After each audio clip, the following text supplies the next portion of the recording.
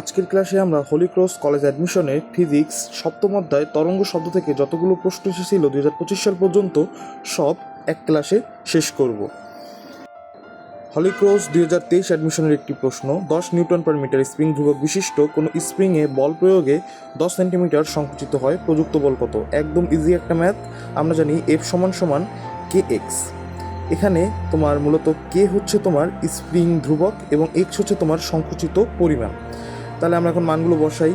কে এর মান হচ্ছে তোমার 10 নিউটন পার মিটার, মানে 10 ইন্টু, আর এক্সের পরিমাণ দেখো সেন্টিমিটারে দেওয়া আছে, অর্থাৎ 10 সেন্টিমিটার। সেন্টিমিটার থেকে মিটারে নিতে হলে আমাদের 100 দ্বারা ভাগ করতে হয়।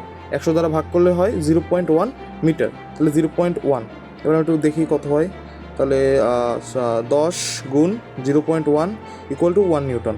তাহলে অ্যান্সার হচ্ছে তোমার 1 নিউটন। একটি বস্তু বাতাসে যে শব্দ সৃষ্টি করে তার তরঙ্গ দৈর্ঘ্য 20 সেন্টিমিটার, অর্থাৎ ল্যামডা সমান 20 সেন্টিমিটার।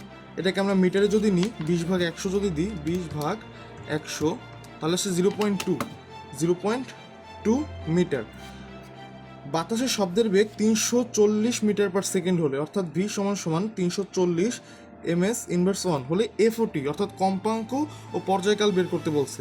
আমরা জানি কম্পাঙ্কর সাথে পর্যায়কালের সম্পর্ক এরকম, অর্থাৎ কম্পাঙ্ক সমান 1 বাই পর্যায়কাল এরকম। আমরা একটা সূত্র জানি, ভি সমান এফ ল্যামডা। তো এখান থেকে এফ সমান কি লেখা যায়, মানে কম্পাঙ্ক কি লেখা যায়, ভি বাই ল্যামডা। ভি এর মান 340 এবং ল্যামডার মান 0.2।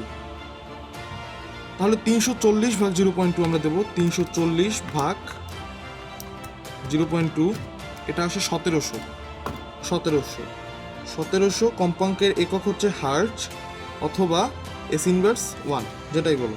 তাহলে আমরা কম্পাঙ্ক পেয়ে গেলাম কত, 1700 হার্জ। কত পেলাম, 1700 হার্জ। তাহলে অতএব পর্যায়কাল টি equal to 1 by F equal to 1 by 170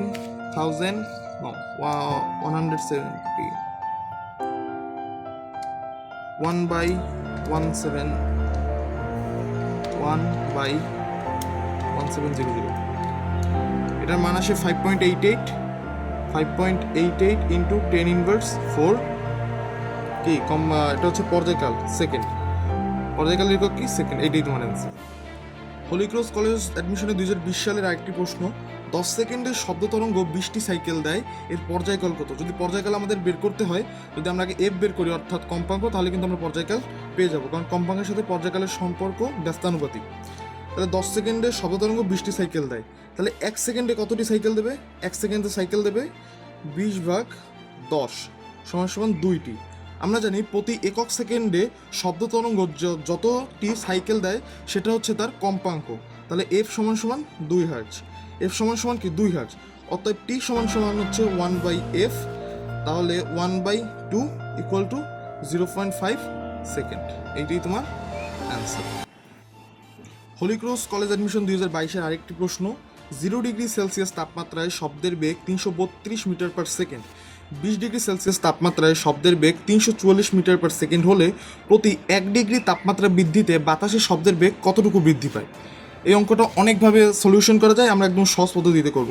দেখো 20 ডিগ্রি সেলসিয়াস তাপমাত্রায় শব্দের বেগ 344, তাহলে তুমি যদি একটা কাজ করো যে 20 ডিগ্রি সেলসিয়াস দিতে শব্দের বেগ বৃদ্ধি পায় 344 বিয়োগ 332, তাহলে 32 আর 10 42 12 ms ইনভার্স 1, অর্থাৎ 20 ডিগ্রি সেলসিয়াস তাপমাত্রা বৃদ্ধিতে শব্দের বেগ এত বৃদ্ধি পায়।